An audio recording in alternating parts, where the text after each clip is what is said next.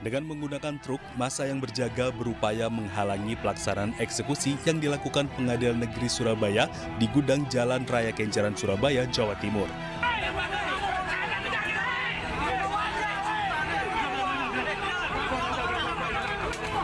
Jurusita PN Surabaya yang datang ke lokasi sengketa pun sempat tidak dapat melaksanakan eksekusi setelah massa memilih bertahan di depan pintu gerbang gudang.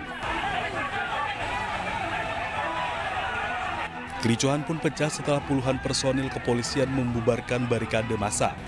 Massa terlibat saling dorong dan keributan dengan polisi. Eksekusi ini sendiri merupakan kegiatan lanjutan setelah seminggu sebelumnya gagal dilaksanakan karena adanya perlawanan dari massa termohon eksekusi. Pengadilan Negeri Surabaya telah kami bacakan, dan untuk pada hari ini kita hanya melanjutkan untuk mengosongkan dari barang-barang maupun bangunan yang berada di objek eksekusi. Pembuktian di pengadilan negeri, di tingkat banding, tingkat kasasi, semua menyatakan bahwa memang tanah ini adalah sah milik dari Hidayah, yaitu orang tua dari klien kami. Eksekusi yang dilakukan PN Surabaya akhirnya berhasil dilaksanakan setelah polisi berhasil membubarkan massa dan membongkar barikade truk yang diparkir massa di depan lokasi eksekusi. Dari Surabaya, Yuda Prawira, iNews melaporkan.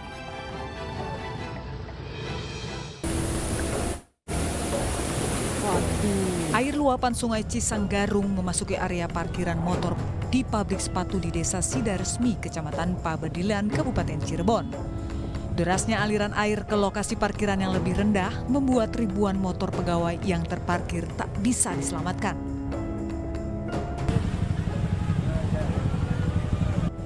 Antrian panjang pegawai pun terjadi di pintu keluar parkiran di tengah rendaman banjir. Ketinggian air mencapai 80 cm, semakin menyulitkan proses evakuasi motor. Awalnya turun terus tambah tinggi. Sampai ke parkiran ini? Iya, sampai ke parkiran ini juga sampai kerendam semua, banyak yang mogok. Tenggelam semua tadi, Mbak? Iya. Nah, sempat tinggi nggak di parkiran ini, Mbak? Sempat berapa senti? Nggak tahu, kalau sekarang sampai selutut sih. Petugas gabungan bersama pihak perusahaan berjibaku mengeluarkan seluruh kendaraan yang terjebak banjir. Sementara perusahaan menghentikan aktivitas kerja dan memulangkan seluruh karyawan. Dari Cirebon, Jawa Barat, To Iskandar, iNews melaporkan. 3 pengendara motor terjatuh saat jembatan penghubung antar Kabupaten Salatiga, Semarang ambruk. 1 dari 3 yang terjatuh meninggal dunia tertimbun material longsoran.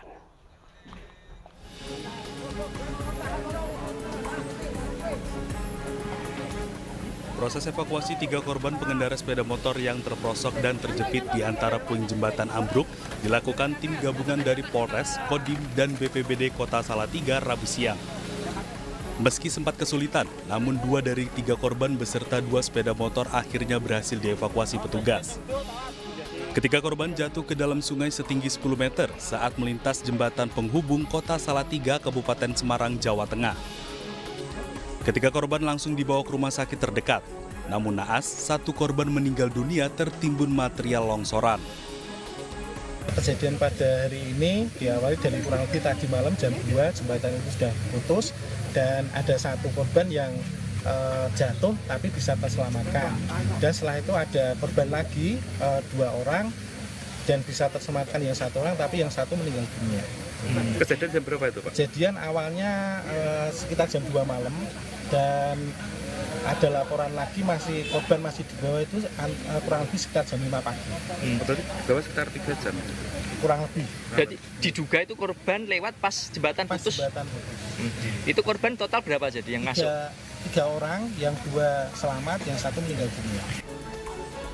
Diduga jembatan dalam kondisi memprihatinkan lantaran beberapa kali terjadi banjir bandang lereng Gunung Merbabu. Dari Kota Salatiga, Jawa Tengah, Lurisa Lulu, iNews melaporkan. Ratusan rumah warga di Kabupaten Jombang, Jawa Timur terendam banjir. Banjir akibat air Sungai Gunting meluap karena tingginya intensitas hujan.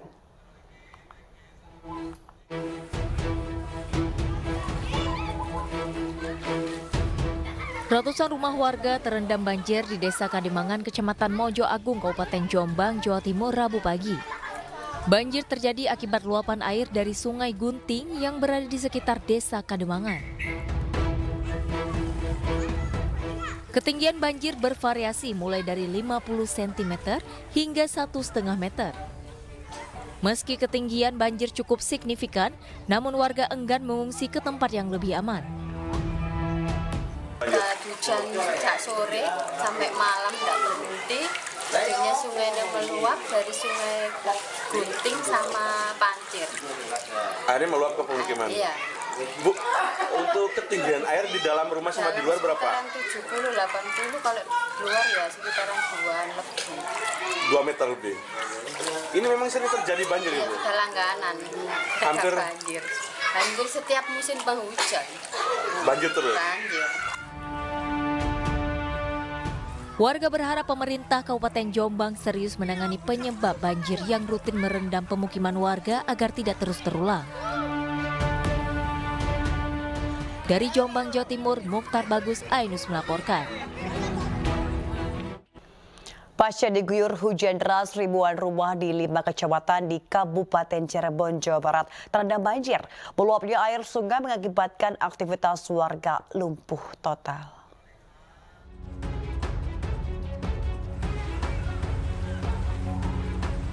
Banjir setinggi 80 hingga 150 cm ini merendam ribuan rumah di 5 kecamatan di wilayah Cirebon, Jawa Barat, yakni Kecamatan Walet, Pabuaran, Pasaleman, Karangwareng, dan Kecamatan Ciledug. Bahkan aktivitas warga lumpuh total setelah akses jalan desa dan rumah terendam banjir. Bahkan meluapnya Sungai Ciberes turut memperparah banjir kali ini. Derasnya aliran air luapan Sungai Ciberes membuat pintu bendungan jebol. Ini yang di sini paling parah, Pak? Enggak, maksudnya banjir yang paling parah yang sekarang? Iya, sekarang ini. Di belakang sana sampai berapa meter, Pak? Di belakang sana ada setengah meteran lah, 80 lah ada. Pada masuk rumah semua, Pak? Iya. Yang biasanya enggak sih sekarang masuk. Masuk. Sementara itu, warga memilih bertahan di rumah masing-masing dan enggan untuk mengungsi. Dari Cirebon, Jawa Barat, Toy Iskandar, iNews melaporkan. Titik longsor yang menutupi Jalan Nasional Penghubung Majalengka Kuningan bertambah. Terkait hal tersebut, sejumlah petugas gabungan masih bersiaga guna mengevakuasi kendaraan warga.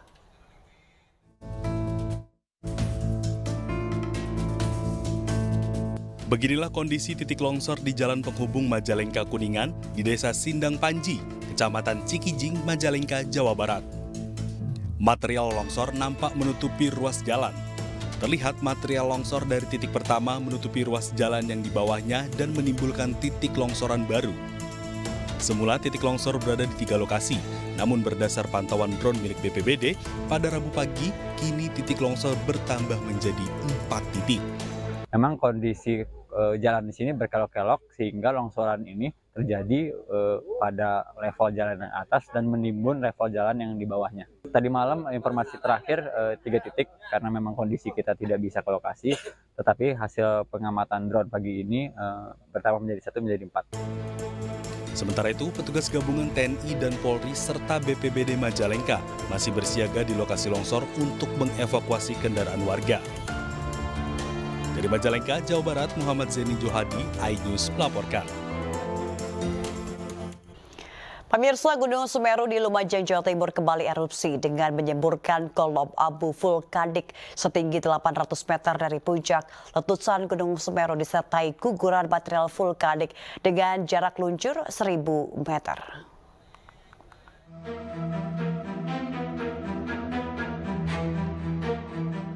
Erupsi Gunung Semeru kembali terjadi. Terpantau kamera CCTV di Desa Oro-Oro Ombo, Kecamatan Pronojiwo, Lumajang, pada Rabu petang Gunung Semeru menyemburkan abu vulkanik setinggi 800 meter ke arah barat dan barat laut. Guguran material vulkanik juga terpantau dengan jarak luncur 100 meter ke sisi tenggara. Data periodik pos pengamatan Gunung Api Semeru mencatat sejak pukul 12 hingga 18 waktu Indonesia Barat, Gunung Semeru terpantau alami 4 kali letusan asap setinggi 400 hingga 800 meter dari puncak. Ada berupa letusan disertai guguran.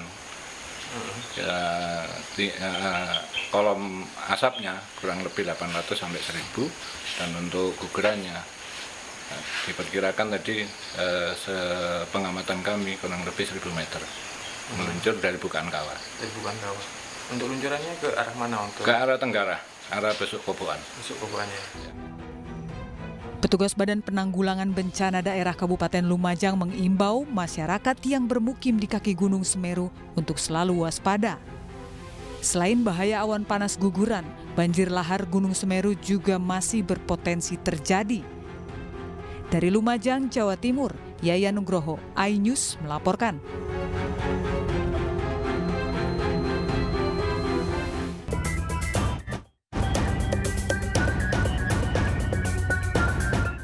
Kepolisian Satres Narkoba Polres Metro Jakarta Barat mendobrak pintu kamar di sebuah rumah di klaster Debang, Tanjung Sari, Medan Selayang, Kota Medan, Sumatera Utara. Kamar tersebut merupakan gudang penyimpanan. Dari dalam kamar, petugas mendapati barang bukti narkoba jenis sabu seberat 110 kg, senilai 198 miliar rupiah. Selain barang bukti narkoba, polisi juga menyita 2 unit mobil, buku rekening, kartu ATM, dan 2 unit telepon genggam yang mereka gunakan untuk transaksi. 7 orang tersangka berinisial SD, AN, MR, MT, ML, WP, dan RD diamankan petugas. Para tersangka ini langsung dihadirkan dalam gelar perkara di Mapolres Jakarta Barat. Barang narkotika ini masuk dari wilayah dari negara Malaysia, diselundupkan ke Indonesia melalui wilayah Aceh. Dari Aceh kemudian ditransitkan di Medan dan indikasi terakhir akan dibawa ke Jakarta. Jadi inilah jaringan internasional yang meliputi dari wilayah Malaysia, Aceh, Medan, dan Jakarta. Keseluruhan barang bukti yang kita sita dan amankan semuanya adalah narkotika jenis sabu. Untuk mempertanggungjawabkan perbuatannya, para pelaku dijerat pasal tentang penyalahgunaan narkotika dengan ancaman maksimal pidana mati. Dari Jakarta, Miftahul Gani, iNews melaporkan. Ada kembali di iNews Malam, pemirsa. Misteri temuan jasad seorang wanita dengan mulut berbusa di Kecamatan Pesantren terungkap. Korban yang pulanya diduga tewas akibat overdosis ternyata dibunuh mantan kekasihnya.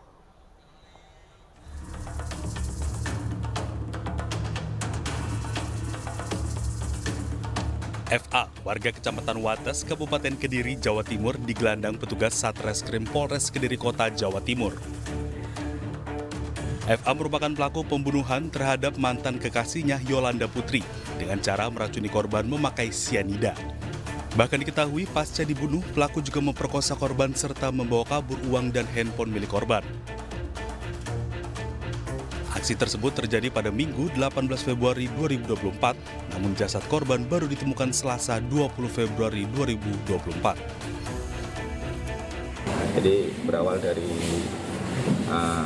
diajak minum, kemudian memang yang beli minum juga dari tersangka, kemudian termasuk sudah membawa racun potas itu. Kemudian dari korban sendiri mungkin membeli snack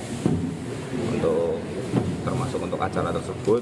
Nah, pada saat membeli snack itu pelaku melaksanakan aksinya memasukkan racun potas kepada minuman. Sementara itu, untuk motif pembunuhan dilatar belakangi persoalan asmara.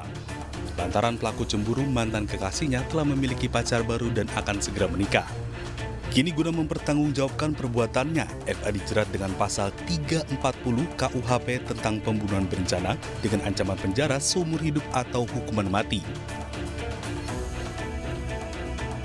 Diketahui sebelumnya, 20 Februari lalu, warga Kelurahan Pesantren, Kota Kediri digemparkan atas temuan mayat seorang gadis remaja di dalam sebuah kamar kos.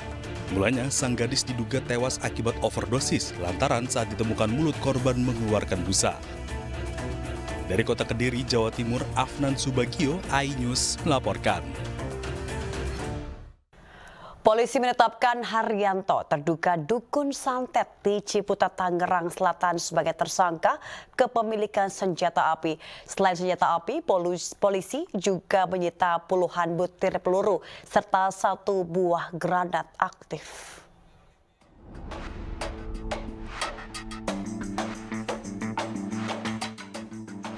Inilah rumah Haryanto, seorang pria berusia 67 tahun yang diduga merupakan dukun santet di Ciputat, Tangerang Selatan, Banten.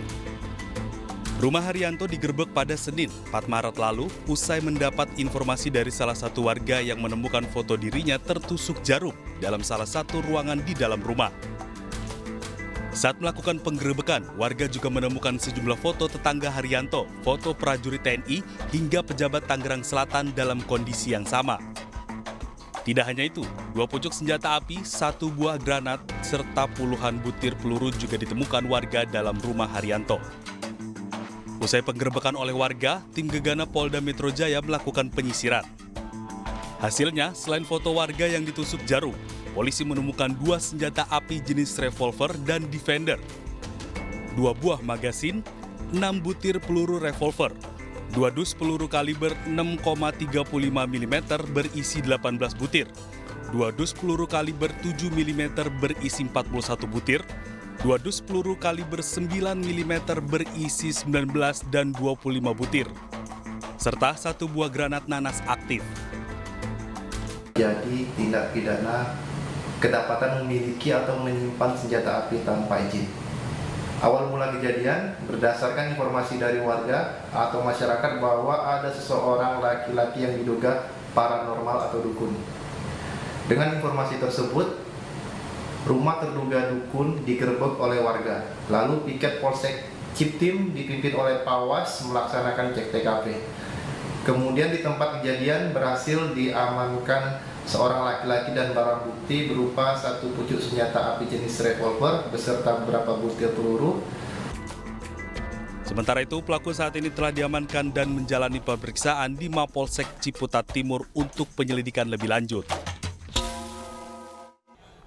Pemirsa, jelang bulan suci Ramadan, guna membantu memenuhi kebutuhan masyarakat, pemerintah gelar Bazar Sembako Murah. Ribuan warga di Blora, Jawa Tengah di Tangerang Selatan, Banten pun rela antri berdesakan.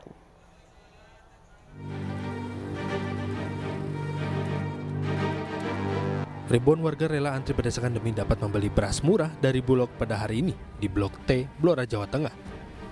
Sebanyak 2.000 sak beras kemasan 5 kg, 1.164 liter minyak goreng, serta 15.000 kg gula pasir disediakan di sini. Selain itu dijual juga telur, bawang merah, dan bawang putih serta cabai.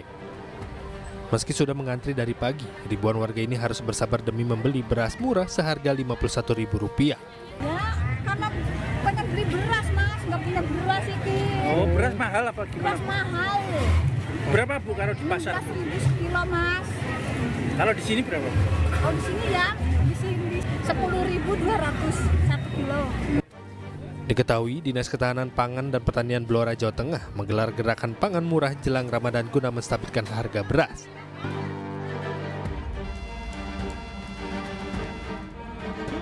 Sementara itu di Tangerang Selatan, Banten, jelang bulan suci Ramadan dan di tengah meroketnya harga sejumlah kebutuhan pokok, pemerintah meresmikan alun-alun Pondok Aren serta menggelar bazar sembako murah. Terkait hal tersebut, warga pun antusias dan rela antri, berdesakan demi berbelanja beragam kebutuhan pokok mulai dari beras, telur, minyak goreng, dan sejumlah kebutuhan lain dengan harga murah. Diresmikannya alun-alun Pondok Aren ini berarti ruang publik di Kota Tangerang Selatan yang dapat dimanfaatkan oleh masyarakat bertambah lagi. Ikut antri. Berdesak-desakan. Ya, panas-panasan demi sembako murah. Sembako murah. Warga pun berharap bantuan pemerintah supaya harga kebutuhan pokok dapat segera stabil. Dari tim liputan iNews melaporkan. Kericuan terjadi saat rapat pleno rekapitulasi perhitungan suara pemilu 2024 di Ogan Komering, Ulu Selatan. Rapat pleno ricuh akibat adanya perbedaan antara selain daftar pemilih tetap yang dipegang pihak KPUD dan panitia pemungutan suara. Ketegangan bertambah saat pihak KPUD mengabaikan protes para saksi, sehingga seluruh saksi parpol yang hadir tersulut emosi. Kegiatan penghitungan suara sempat diskors selama 1 jam untuk meredam keributan.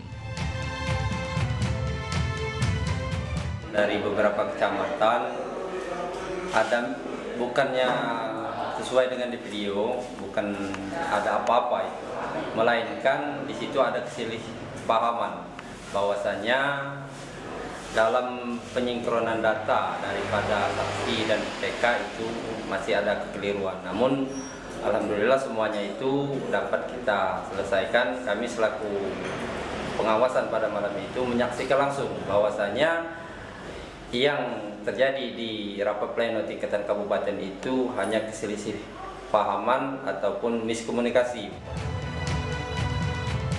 Usai kejadian, Bawaslu mengatakan ada kesalahpahaman saat penghitungan suara dan berjanji mengawasi lebih ketat proses penghitungan suara.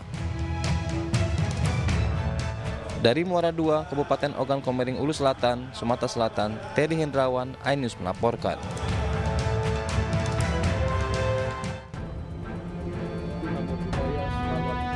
Usulan hak angket yang mulai bergulir di DPR RI dalam rapat paripurna Selasa pagi mulai mendapatkan perhatian publik. Dibahasnya hak angket menjadi harapan untuk membuka gerbang baru untuk membongkar dugaan kecurangan pemilu 2024. Meski demikian, keabsenan setengah anggota DPR dalam rapat paripurna tersebut, termasuk Ketua DPR RI Puan Maharani, menimbulkan pertanyaan tentang keseriusan fraksi parlemen pendukung angket untuk menggolkan narasi hak angket ke tahap selanjutnya. Sampai sekarang kita nggak tahu deh ya, siapa yang betul-betul mau menjadi setir dari hak angket ini. Barangkali itu maksudnya dari Gerindra. Apakah yang nyetirnya itu betul-betul Ibu Megawati atau Surya Paloh atau siapa, kan belum jelasnya yang nyetir siapa. Lalu siapa yang naik ke atasnya gitu. Tapi kalau prediksi Anda jalan nggak hak angket? Agak sulit, terutama karena ada BTS. Apa itu? BTS ini hati-hati loh ya, jangan dikait-kaitkan dengan kasus, bukan. BTS ini belum tentu solid. Juru bicara Timnas Amin Syahganda Nainggolan menekankan komitmen kubu Paslon 01 untuk tetap mendorong hak angket. Meskipun tanpa restu dari Megawati Soekarno Putri sebagai kubu awal pencetus pengguna angket DPR RI. Tim Amin sudah jelas bahwa mereka komit pada hak angket. Jadi hak angket ini kan merupakan hak partai politik yang dijamin oleh undang-undang. Tiga-tiganya tuh ya, Nasdem, PKB, iya, PKS. Ya, so far itu nggak ada masalah. Mereka komit dan bahkan mungkin dari pihak Nasdem hari ini sudah mengeluarkan statement dia akan jalan tanpa menunggu lagi restu Bu Mega atau quote and quote restu Bu Mega ya. Selama ini menunggu karena ide itu berasal dari Ganjar Pranowo. Bersambut komitmen hak angket kembali didorong oleh kubu Paslon 03 Ganjar Mahfud, menyebut bahwa angket adalah bagian dari demokrasi yang harus digunakan untuk menjawab berbagai pertanyaan sesuai dengan fakta. Dan hak angket ini adalah kanal dalam dunia demokrasi kita yang harus dipergunakan untuk menjawab berbagai pertanyaan, dan mereka juga berhak untuk menjawab itu sesuai data dan fakta. Kalau kemudian ada beberapa bagian dari masyarakat yang justru tidak menggunakan hak-hak konstitusi ketika mengajukan pertanyaan, misalnya bertindak anarkis misalnya, nah itu yang salah dalam dunia demokrasi. Nggak boleh itu. Nggak boleh. Betul. Oke. Dalam dialog yang dipandu oleh Aiman Wicaksono, kembali dihadirkan Ferry Amsyari, pakar hukum tata negara yang menekankan kembali dugaan kecurangan pemilu yang terpampang dengan jelas yang kembali mengonfirmasi data yang ada dalam film Dirty Food. Kalau enggak kami buat jauh-jauh hari dan muncul jauh-jauh hari. Film ini mau mendidik politik kepemiluan kita untuk bicara dua hal. Satu, bahwa kecurangan terjadi. Dan terjadi dalam satu putaran dan 50% terbukti, data film itu mengatakan sampai hari ini. Kedua, siapa pelaku kecurangannya. Dan kami langsung tunjuk hidung, aktor terbesar dalam kecurangan pemilu adalah Presiden Republik Indonesia, Presiden Joko Widodo. Komisi Pemilihan Umum tidak lagi menampilkan grafik data perolehan suara Pilpres dan Pileg di aplikasi Sirekap. KPU hanya menampilkan bukti otentik atau data dari tempat pemungutan suara. KPU mengubah tampilan laman website hasil suara pemilihan presiden dan pemilihan legislatif 2024. Bila sebelumnya laman ini menampilkan grafik atau bagan data hasil tabulasi, sementara perolehan suara, kini laman Sirekap hanya menampilkan hasil foto formulir model C dari tempat pemungutan suara. Menurut KPU, tampilan Sirekap terbaru ini dilakukan untuk memberikan informasi yang akurat kepada masyarakat serta agar tidak menimbulkan prasangka.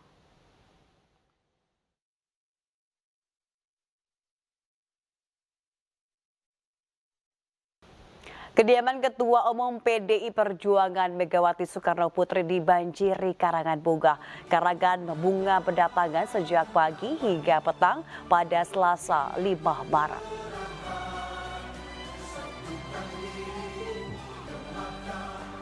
Lebih dari 20 karangan bunga berdatangan ke rumah Megawati, menyimak tulisan pada karangan bunga dari sumber media sosial.